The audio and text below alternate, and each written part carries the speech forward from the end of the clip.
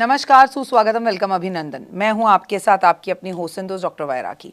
ये जो फूल मेरे आसपास आप देख रहे हैं, ये फूलों की जो बहार है, यूं ही आपकी ज़िंदगी में बनी रहे और आप बहुत खुश रहें। ये महक, ये खुशबू आपको जीवन में आगे लेकर जाए। आपको दूसरे नवरात्रे की डॉक्टर वायरा की तरफ से बहुत बहुत शुभकामनाएं। नमस्कार, सुस्वागतम, वेलकम, अभिनंदन। मैं हूं आपके साथ आपकी अपनी होस्ट एंड दोस्त डॉक्टर वायरा की। आपका स्वागत अभिनंदन करती हूं आपके, मेरे और माता रानी के इस खूबसूरत से यूट्यूब चैनल पर। कैसा है मेरा ये संसार? सुबह की राम राम, दिन दुगनी रात चौगनी तरक्की करें। माता रानी की असीम कृपा आपके परिवार और संसार पर सदैव बनी रहे। चैत्र नवरात्रे का दूसरा दिन और दिन की बात करें तो 20 मार्च दिन है शुक्रवार का।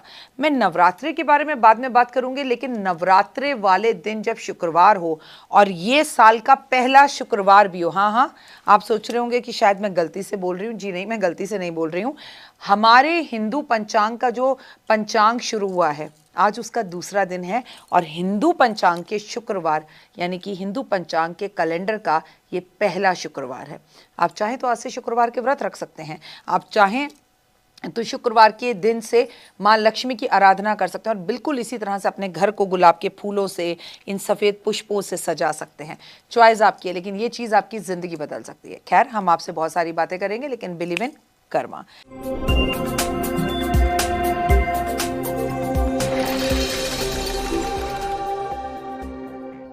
सबसे पहले जो हम बात करेंगे माँ ब्रह्मचारिणी की करेंगे। अगर हम माँ ब्रह्मचारिणी की बात करें तो कैसे करें माँ की आराधना अर्चना, चलिए शुरू करते हैं आज का ये वीडियो।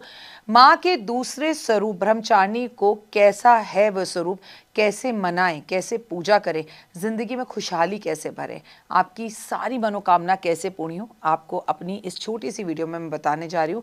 वीडियो को अंत तक ज़रूर देखें। नवरात्रि के दूसरे दिन माँ ब्रह्मचारिणी की पूजा होती है, जो कि माँ का दिव्य आभा से भरा हुआ रूप है। देवी ब्रह्मचारिणी ने अपने स्वरूप में हाथ में माला और दूसरे हाथ में जल का एक पात्र थामा हुआ है। अगर कथाओं की बात की जाए तो उसके अनुसार नवरात्रि के दूसरे दिन ब्रह्मचारिणी की साधना, आराधना, जप तप करने वाली देवी की स्वरूप की हम भक्ति करते हैं और अपनी मनोकामनाओं को पूर्ण करते हैं। शैलपुत्री के रूप में उन्होंने ये संकल्प लिया, अपनी सहेलियों से कहा कि मुझे तो विवाह किससे करना है? शिव से। तो नारद जी ने कहा, भैया शिव को पाना तो इतना आसान नहीं है, तो शिव को पाने के लिए आपको क्या करना पड़ेगा? आपको बहुत तपस्या करनी होगी। तो वो चल दी तपस्या करने के लिए। फिर वो किस तपस्या पर चल दी, वो किस स्वरूप में तपस्या करने गई? वो ब्रह्मचारिणी का रूप था। अच्छा, ये जो दूसरा रूप है ना नवरात्रे का ब्रह्मचारिणी का, ये बेहद खास अपने आप में इसलिए हो जाता है क्योंकि स्टूडेंट्स के लिए दिन बेहद खास है। आप भी अपने लक्ष्य को प्राप्त करने के लिए कोई तपस्या कर रहे हैं, आप आईएएस ऑफिसर बनना चाहते हैं, आप सीए बनना चाहते हैं, आप डॉक्टर बनना चाहते हैं, आप एस्ट्रोलॉजर बनना चाहते हैं, तो आपको माँ के इस स्वरूप की पूजा ज़रूर करनी चाहिए। दूसरा नवरात्रा दिन, मुहूर्त, तारीख। दूसरा चैत्र नवरात्रा 20 मार्च को होगा, यानी कि दिन शुक्रवार। ओए होए, शुक्रवार जब देवी की पूजा का स्वरूप की बात होती है ना, तो ब्रह्मचारिणी के साथ साथ माँ लक्ष्मी का स्वरूप भी इसमें अपने आप जुड़ जाता है। दिव्य स्वरूप है। देवी के मुख पर कठोर तपस्या के कारण अद्भुत तेज और कांति है। मन शांत है, खड़ी हुई हैं और ऐसा बताती हैं कि चलो अपने लक्ष्य की तरफ बढ़े चलो। परेशानियां बहुत आएंगी, लेकिन बिल्कुल भी हार मत मानना। पहनावा की अगर बात की जाए तो हाथ में माँ ब्रह्मचारिणी की बात की जाए तो सफ़ेद वस्त्र धारण करती हैं, पवित्रता का प्रतीक है। उनके दाहिने हाथ में जप माला है, रुद्राक्ष की माला है और बाएं हाथ में कमंडल है। कमंडल जो कि जल से भरा हुआ है।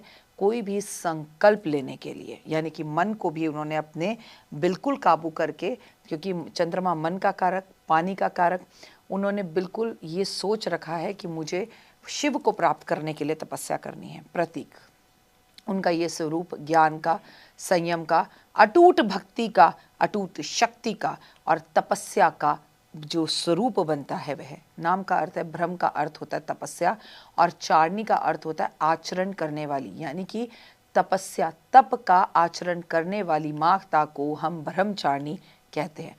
माँ ब्रह्मचारिणी की पूजा करने के लिए सुबह सवेरे जल्दी उठें, साफ सफ़ेद कपड़े पहनें, इसके बाद मंदिर को अच्छे से साफ करें, कल के जो पुष्प वगैरह अर्पण किए थे वो हटाएं, माँ को गंगा जल पानी के छींटों से जो है वो स्नान कराएं। देवी ब्रह्मचारिणी की पूजा करते समय सबसे पहले हाथ में एक फूल लेकर ध्यान से प्रार्थना करें, संकल्प करें कि आज का भी मैं आपका व्रत रख रही हूँ या नहीं रख रही, पर मैं आज आपका पाठ ज़रूर करूँगी, ऐसा संकल्प करें। इसके बाद देवी को पंचामृत से स्नान कराएं। पंचामृत में क्या आता है? दूध, दही, शहद, चीनी, घी। इसके बाद अलग अलग तरह के फूल, अक्षत, कुमकुम, सिंदूर अर्पित करें। और हाँ, याद रखिएगा, अक्षत जो माँ को अर्पित किए जाते हैं वो हमेशा पीली हल्दी से जुड़े हुए होते हैं, यानी हल्दी से मिलकर पीले होते हैं। देवी को सफ़ेद सुगंधित फूल और इत्र बेहद पसंद है। इसके अलावा माँ को कमल का फूल भी चढ़ाया जाता है।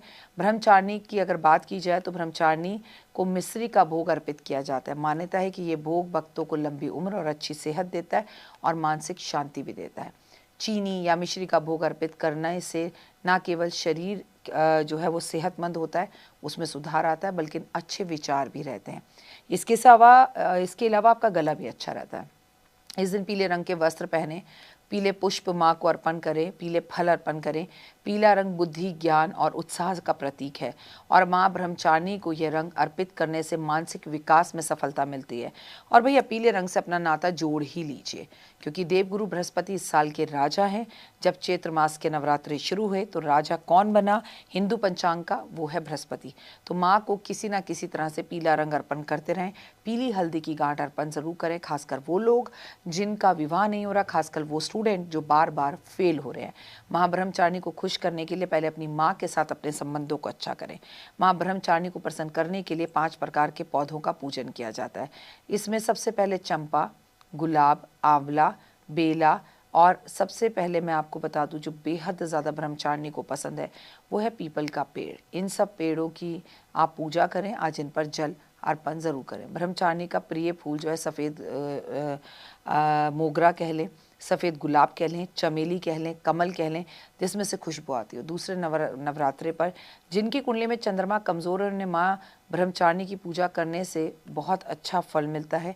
आज माँ को आप अर्ध चंद्रमा चांदी में अगर अर्पण करते हैं तो आपकी नींद ना आने की समस्या दूर होती है।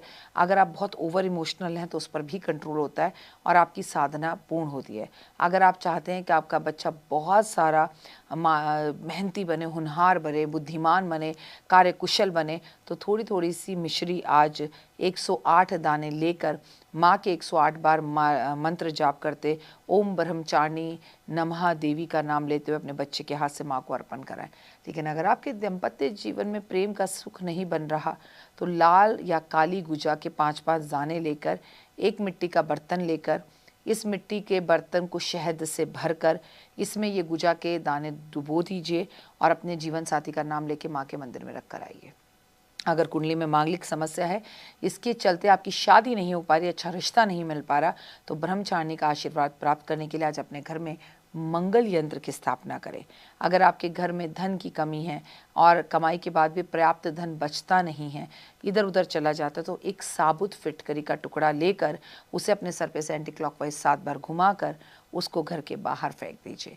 अगर आप ज्ञान बढ़ोतरी चाहते हैं, उथल पुथल आपका जीवन है उसमें शांति चाहते हैं, तो आज आपको ब्रह्मचारिणी स्तोत्र पाठ का पाठ ज़रूर करना चाहिए। आज अगर आपके जीवन में कोई भी परेशानियों से दूर करना चाहते हो तो एक कमंडल खरीदें, उसमें पानी भरें, उसमें थोड़ी हल्दी मिलाएं और चुपचाप से अपनी मनोकामना बोलते हुए देवी के मंदिर में रख कर आ जाएं। याद रखिएगा, कमंडल खाली मत रखिएगा। हिमालय की पुत्री के स्वरूप में जन्म लेने के बाद भगवान शिव को पति के रूप में पाने के लिए माँ ब्रह्मचारिणी ने हजारों साल तक कठोर तपस्या की, जिसके कारण उनका एक नाम अपर्णा, उमा भी कहा जाता है। माँ के छोटे छोटे उपाय कर अपने जीवन में खुशियाँ ला सकते हैं, लेकिन याद रखिए घर के माहौल को बहुत अच्छा रखिए।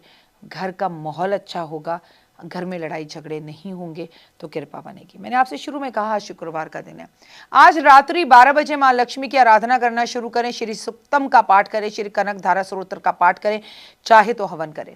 लिख कर देती हूँ आपको, आ जाइए मेरे घर पर कि आपका कार्य सिद्ध होगा, लक्ष्मी की अति कृपा होगी। जो दरिद्रता से गुजर रहे हैं उन्हें आज ये उपाय जरूर करना चाहिए। और हाँ, जो हवन आप करें उसमें निश्चित ही रूप से गुलाब के पुष्प जरूर मिला लीजिएगा। ओए होए, कमेंट्स में सिर्फ जय माता दी।